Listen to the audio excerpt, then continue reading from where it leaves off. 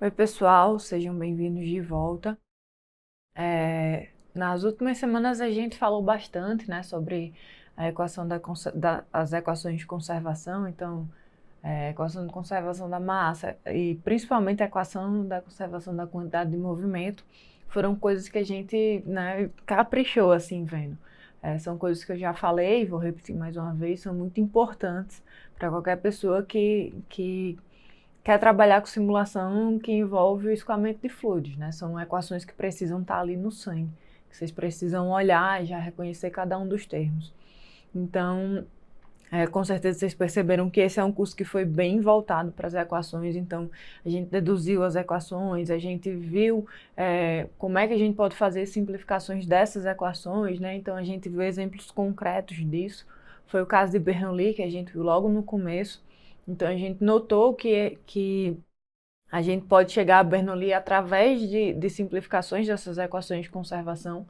A gente viu alguns exemplos do dia a dia, né? Fenômenos físicos que acontecem bastante no nosso dia a dia, onde a gente precisa aplicar as nossas equações de conservação para conseguir obter modelos que consigam representar adequadamente esses fenômenos. Foi o caso escoamentos externos, né? Quando a gente viu um escoamento sobre uma placa plana, a gente fez um modelo matemático, a gente deduziu inclusive as equações da camada limite, tá? A gente falou bastante sobre isso, sobre as simplificações. A gente viu por que os termos podem ser desconsiderados, né? A gente fez algumas comparações para chegar nessas conclusões. Então, foi visto de forma bem intensa, né? A gente também falou sobre a camada limite com gradientes de pressão, né? A gente viu o que é que acontece quando a gente tem gradientes de pressão adversa. A gente falou sobre descolamento de camada limite. A gente viu, para o caso de aviões, o que é que um descolamento de camada limite sobre asas, o que é que isso pode ocasionar. A gente também falou sobre os escoamentos internos, né? E sempre fazendo o mesmo algoritmo, seguindo aquele algoritmozinho, né? Então, a gente tem as nossas equações de conservação ali completas, então, a equação de conservação da massa, as equações de Navier-Stokes, e a gente foi fazendo as simplificações de forma a chegar nesses modelos matemáticos que representassem bem esses fenômenos. E o que é que a gente vai fazer agora? A gente vai fazer uma coisa muito parecida, né? A gente vai pegar um caso particular, que nesse caso é o escoamento de Coët, e a gente vai fazer a simplificação das nossas equações para a gente chegar no modelo matemático que represente o escoamento de Coët, tá? Então, é um probleminha bem simples, é um problema que tem solução analítica, e a gente vai resolver aqui, vocês vão ver que é uma coisa bem tranquila, né? Depois que a gente desenvolve um modelo matemático para chegar na solução, é uma coisa bem tranquila, uma integração já vai resolver, tá? Mas modus operandi vai ser aquele mesmo, tá? Sempre partindo das nossas equações de conservação, fazendo as nossas simplificações e chegando a um modelo matemático que seja capaz de representar esse problema, tá bom? Então, a gente já falou sobre escoamentos internos, né? Então, a gente mostrou que um escoamento no interior de dutos, por exemplo, ele pode ser simplificado como sendo um escoamento entre placas planas. A gente fez todo o modelo matemático para isso. E nesse mesmo período, né, o que é que a gente fez também? A gente bolou o que seria um modelo matemático para um problema 3D, né? Se a gente tivesse ali o duto em si, né? Porque a gente aproximou como sendo um probleminha 2D, duas placas planas e um escoamento. Mas se a gente tivesse realmente um problema 3D, a gente também bolou esse modelinho, a gente viu como é que ficaria. A gente, inclusive, criou um algoritmozinho de solução, né? Onde a gente viu o passo a passo que a gente ia precisar fazer para resolver um problema como esse. E o que a gente vai falar hoje é também um tipo de escoamento interno, né? Esse é uma simplificação do escoamento que acontece no mancal de rolamento, tá? Então, a gente vai ver que é basicamente o que? A gente tem um mancal, a gente tem o rolamento ali dentro do mancal, e o que é que acontece? Entre eles, a gente tem uma películazinha ali de fluido, que nesse caso é o óleo, né? Que é usado para lubrificar ali. E esse óleo ele vai escoar, né? À medida que o rolamento ele começar a girar ali, ele vai começar a escoar. E o que é que isso vai fazer? Isso vai fazer com que o óleo escoe, claro, né? E também vai ter ali, a gente vai ter um perfil de velocidade que vai se estabelecer nesse escoamento e também vai ter um perfil de temperatura. Obviamente a gente não vai falar do perfil de temperatura agora, né? Talvez alguns pequenos detalhes, nem sei detalhes, algumas pequenas informações sobre como é que a gente faria para chegar no perfil de temperatura nesse caso, mas nada muito além disso, né? A gente vai focar realmente na parte da hidrodinâmica do problema, tá? Mas olhando aqui para o escoamento COET, né? O que a gente está ilustrando aí o que seria esse escoamento. Então aqui a gente tem dois círculos, né? Nesse caso eles são concêntricos, nem sempre isso acontece, mas aqui a gente está considerando que o mancal e o rolamento eles são concêntricos e que a gente tem essa camada fininha de óleo, né, que é usado para lubrificar. Então aqui na figura, obviamente a gente está exagerando, né, para deixar mais claro como o que é esse escoamento, onde é que está o fluido, mas essa espessura não é tão grande, né, é pequena mesmo, é bem fininha, tá? Então o que a gente tem é basicamente isso, esse mancal, o nosso fluido que está ali entre o mancal e o rolamento que no instante inicial vai estar parado, mas depois vai adquirir uma certa velocidade, tá? E da onde é que surge esse escoamento de COET, né? O escoamento de COET, ele é basicamente um escoamento entre placas planas, mas aí você para e fala, tá, a gente está falando de escoamento entre placas planas, mas aqui a gente tem um eixo mancal, como é que isso se torna um escoamento entre placas planas? A gente vai mostrar agora para vocês, tá? Aqui a gente tem, como eu já falei, o mancal e o rolamento, que são círculos, tá? Então, o que é que acontece se a gente traçar aqui se a gente fizer um corte nesses círculos, tá? Então, cortei aqui, e agora eu vou fazer o quê? Eu vou retificar, tá? Ele estava aqui na forma do círculo, então cortei e estiquei ele assim, retifiquei, deixei reto.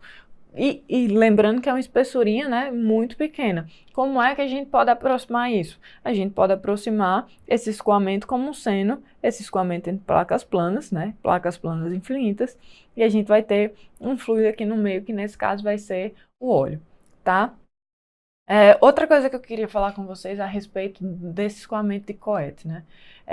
Vocês vão ver que a gente vai simplificar bastante o problema e a gente vai estar falando sobre o escoamento entre essas placas planas. Mas a gente já sabe que a gente vai simplificar dessa forma, mas a gente vai voltar um pouquinho. Por quê? Imagina aqui essa estrutura que a gente tem, né? Que é o mancal de rolamento e esse fluido que está ali. A gente sabe que quando começar a movimentação do rolamento, né, a gente vai ter uma velocidade e isso vai causar um aumento de temperatura, tá? Como eu tinha comentado, a gente tem um perfil ali de velocidade, mas a gente também vai ter um perfil de temperatura. E se a gente quisesse descobrir qual é a temperatura máxima, por exemplo, que o mancal pode atingir quando esse rolamento quando o rolamento atingir uma certa velocidade, né? Então, meu rolamento ele começou a girar, ele adquire uma certa velocidade e eu quero saber em questão de temperatura, né? Como é que essa velocidade vai influenciar ali na temperatura? Porque, é claro, a gente sabe que a gente tem um movimento ali, né? A gente tem a dissipação e essa dissipação é que vai causar um aumento de temperatura, tá? Então, vamos supor que a gente quer saber qual é a temperatura máxima que o meu mancal ele pode chegar. Então, vamos olhar aqui inicialmente para o problema que a gente já tem, né? Então, a gente sabe que o meu fluido ele vai começar a se movimentar, né? Na verdade, o rolamento vai começar a se movimentar, o que vai causar uma movimentação do meu fluido.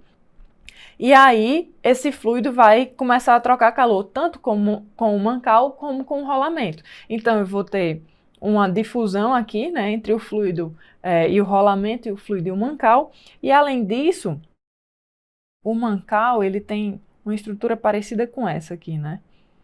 Então, a gente tem toda essa estrutura do mancal, a gente tem esse mancal que está trocando calor com o fluido aqui, mas a gente também tem que a estrutura do mancal está trocando calor com o ambiente, né? Com esse ambiente aqui. Ou seja, eu tenho processos difusivos e tenho também processos convectivos. Então, se eu quero saber qual é a temperatura máxima que o meu mancal ele pode chegar, a gente tem que resolver um problema que é complexo, né? Que envolve escoamento de fluido, que envolve difusão de energia, que vai envolver também convecção, tá? Então, se a gente para analisar, a gente vê que a gente olha para um probleminha como esse e a gente fala, não deve ser tão complicado de resolver, né? Mas, na verdade, é um problema que envolve diversas físicas e que precisa gastar um pouco de tempo pensando em como é que a gente poderia resolver, tá? Mas não é o que a gente vai fazer hoje, como eu já comentei, a gente vai focar no escoamento do óleo ali entre as placas planas, que na verdade são o nosso mancal, e o nosso rolamento. Então, como é que a gente vai aproximar isso desse escoamento entre placas planas? Como eu falei, né? Como se a gente cortasse, depois retificasse o nosso mancal.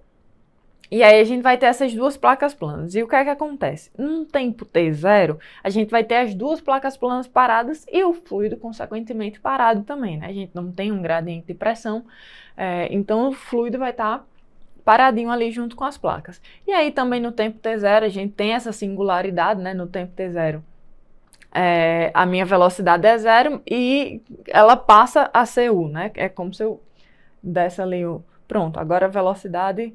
Vou ligar aqui a velocidade e uma das nossas placas planas vai passar a ter uma certa velocidade. Aqui eu disse que U vai ser igual a Uzão, né? Para representar um certo valor de velocidade aí. Aqui, na forma como eu representei, o meu rolamento é a placa superior, né? Ah, Ide, mas eu não concordo. Eu acho que o rolamento é a placa inferior, tá? Tudo bem. O que vai mudar é a condição de contorno, tá? Vocês vão perceber, depois que a gente chegar no modelo matemático e que a gente for fazer a integração para chegar na solução analítica, vocês vão perceber que é uma questão de condição de contorno, tá? Então, se depois vocês quiserem refazer esse probleminha, considerando que a velocidade na placa superior é zero e na placa inferior é que é Uzão, né? Então, vocês podem refazer o problema e ver como é que ficaria a nossa equação, como é que ficaria a solução para um problema como esse, né? Se vocês quiserem brincar depois com isso também, é até uma coisa que é bem legal de fazer. Porque basicamente, como eu falei, o que muda é a condição de contorno. Então, eu posso ter velocidade Uzão nas duas placas, né? As duas indo na mesma direção com a mesma velocidade, ou uma indo para uma certa direção e a outra indo para outra direção. Então, vocês podem brincar com as condições de contorno e ver qual a solução que vocês vão obter para cada um desses problemas, tá bom? Então, vamos falar um pouco agora sobre o modelo matemático, né? Desse escoamento de Coete. Veja que o modelo matemático inicial que a gente tem é aquele que a gente já conhece, a equação de conservação da massa, e a gente tem as equações de Navier-Stokes em x e y. É um probleminha bidimensional, tá? Por isso que a gente está levando em consideração só Navier-Stokes em x e y. A equação da conservação da massa também já está escrita para o caso bidimensional, tá? Qual a primeira simplificação que a gente vai fazer aqui? Regime permanente. A gente vai considerar que esse é um problema de regime permanente. Então, os nossos termos transientes ali, eles vão ser desconsiderados. Aqui eu quero fazer uma pausa só para uma pequena observação, né? Vocês vão notar que ali na equação de Navier-Stokes em x, o termo transiente ainda não foi desconsiderado. Não foi desconsiderado por quê? Porque a gente poderia resolver esse problema tanto com o termo transiente como sem ele. Então, se eu considero o regime permanente, óbvio que ele vai cair fora. Mas eu queria só lembrar para vocês que não necessariamente eu preciso desconsiderar esse termo transiente. E no final dessa aula a gente vai inclusive conversar sobre os perfis de velocidade que a gente vai ter ao longo do tempo, né? Ou seja, ao longo do transiente. Mas a solução que a gente vai obter aqui e agora é para o caso de regime permanente, tá? Então, esse termo da transiente Navier-Stokes na direção x vai ser desconsiderado sim, mas ele não precisa necessariamente ser desconsiderado. Se você tem interesse no transiente desse problema, você pode considerar esse termo e aí você segue com o seu modelo matemático, tá? Mas aqui a gente vai desconsiderar. E, novamente, não é obrigatório. É uma opção nossa, porque aqui estamos interessados somente no regime permanente do nosso problema, tá? Segunda simplificação que a gente vai fazer. Lembra lá, né? Nós tínhamos dois círculos concêntricos, um fluido ali entre o mancal e o rolamento. E o que é que a gente fez? A gente cortou esses círculos e depois retificou, certo? Só que a nossa velocidade, o rolamento ali começou a girar, né? E aí no momento que eu retifico isso, o que é que eu estou fazendo? Eu estou fazendo com que eu não tenha nenhuma variação na direção X, né? Quando eu retifiquei, aquilo ali virou o meu X. Então é quase como se o radial ali virasse o X, então não vou ter variações na minha direção X. Então qualquer coisa que esteja variando com X no meu modelo matemático, ele pode ser desconsiderado, tá bom? Então, na conservação da massa, a gente tem uma variação da velocidade U com x, ela vai ser desconsiderada. E quando a gente olha para a Navier-Stokes, só uma pequena observação também quanto a Navier-Stokes, né? Sempre que a gente falar de Navier-Stokes, a estrutura da equação é o quê? Termo temporal, então a gente vai ter ali a nossa variação com o tempo, os termos advectivos, e isso vai ser igual à variação da pressão para aquela direção, mais os termos difusivos. Então, a estrutura é sempre essa, né? Transiente, advecção, variação de pressão e difusão, tá? Então, a equação Navier-Stokes está sempre estruturada dessa forma. Mas voltando aqui para a simplificação que a gente ia fazer. Não tem nada variando com x. Então, o nosso ρ, o U variando com x, a gente pode desconsiderar, né? E os nossos termos difusivos, que envolvem também a velocidade U e a direção x, também podem ser desconsiderados. Ademais, o que é que a gente tem? A gente tem que a pressão variando com x, ela também pode ser desconsiderada, né? Pelo mesmo motivo, no momento que a gente fez o corte e a gente retificou, aquela parte radial virou o nosso x e ali a gente não vai ter variação, ela vai estar constante ali, tá? Então, tanto a velocidade como a pressão em x, ela vai estar constante, e é por isso que a gente pode desconsiderar o nosso termo x. E aí, para a nossa equação de Navier-Stokes em y, a gente também tem um ρ-UV, né, que é a nossa velocidade U carregando velocidade V, né, a componente da velocidade na direção y. A gente também pode desconsiderar. Ah, Ide, você não falou nada sobre desconsiderar o termo difusivo de V em x, com x, né? Não falei ainda porque eu vou fazer essa simplificação quando estiver envolvendo a nossa velocidade V, né? Que a gente vai ver que a nossa velocidade V, ela é nula. E aí eu vou desconsiderar esse termo por conta disso, mas se quiser desconsiderar agora, né? Não tem nenhuma variação com x, desconsidera também. Tá? Então, a gente não vai ter termos difusivos em x e a gente também não vai ter termos advectivos em x, tá? Tudo isso pode ser desconsiderado, tá? Então, a outra simplificação que a gente faz em seguida é exatamente essa. Eu também não tenho velocidade v, né? Minha velocidade v, ela é igual a zero. Então, aqui a gente já percebe que a gente vai ter um problema puramente difusivo, tá? Então, olha para a nossa equação de conservação da massa. O termo que envolve a variação de V com Y não vai existir. Por quê? Porque V é zero. Tá? V é zero. Se V é zero, eu posso desconsiderar. Então, ali, termos advectivos em Navier-Stokes em X e Y também vou desconsiderar, né? Já que V é igual a zero. Além disso, em Navier-Stokes em Y, eu também tenho os termos difusivos, que envolvem a velocidade V. Então, esses também vão poder ser desconsiderados. Então, vamos olhar aqui, vamos focar, por enquanto, na nossa equação, de Navier-Stokes em Y. Desconsiderei o termo transiente, né? Tá aqui, desconsiderei esse termo transiente, desconsiderei os termos advectivos, desconsiderei os termos difusivos. Vai sobrar o que da minha equação? Variação de P com a variação de Y, isso aqui vai ser igual a zero, né? Então, acabou. Minha equação Navier-Stokes em Y morreu, né? Não tenho mais o que fazer com ela ali. Equação de conservação da massa. Regime permanente, não tenho variações de U com X, nem tenho variações de V com Y. Equação de conservação da massa também morreu. O que é que vai sobrar? Vai sobrar apenas um termo ali da nossa equação Navier-Stokes em X, né? Que é exatamente o nosso termo difusivo. D dx, dmi, du, dx, tá? Se eu estivesse considerando também a parte transiente, isso daqui seria igual a du dt, que é o que eu falei, né? Pode resolver isso aqui também, tá bom? Não tem problema, se quiser resolver dessa forma, também tem solução analítica, tá? Mas o que a gente vai fazer aqui, como eu mencionei, é falar sobre o regime permanente, tá bom? Então aqui, quando a gente fala do regime permanente, o que é que sobra? Apenas o termo difusivo de U com Y, né? De U na direção Y. E esse termo é um termo elíptico, ele me pede condições de contorno, tá na direção que eu tenho aí. Então, no caso, é a variação de U com Y. Então, eu preciso de equações de contorno de duas condições de contorno em Y, né, para U, que é exatamente o que eu tenho. Eu sei quem é U na placa de baixo e eu sei quem é U na placa de cima. São essas condições de contorno que a gente vai utilizar para chegar na nossa solução analítica do problema. Então, a gente vai fazer isso na próxima aula, tá bom? Aguardo vocês lá.